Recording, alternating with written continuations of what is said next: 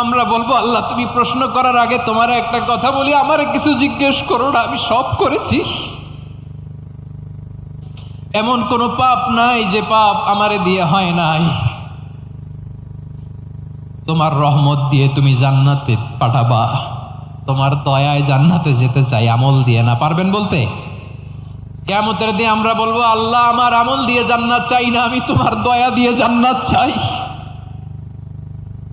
তোমার দয়া ছাড়া আমার কোনো উপায় নাই। কারণ আল্লাহ যদি বিচার করে বাঁচার কারো উপায় নাই। আল্লাহ যদি বলে ফেলেন তুই এটা করলি কেন, ওখানে গেলি কেন, কোরআনে 1000 বার নিষেধ করলাম তারপরেও এই পাপে জড়ালি কেন, এরকম প্রশ্ন ছুড়ে দিলে আমার উত্তর আছে? বাঁচার কোনো উপায় আছে? রোজ হাসরে হে আল্লাহ আমার করোনা বিচার, আল্লাহ করোনা বিচার।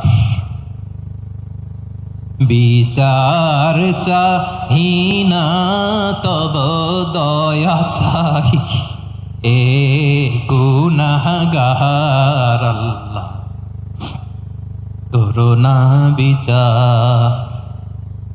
আপনার আমল দিয়ে জান্নাতে যাবেন? কি দিয়ে যাবেন? আল্লাহর দয়া দিয়ে। আল্লাহর রহম আর দয়া ছাড়া কেউ জান্নাতের চেহারাও দেখতে পাবে না।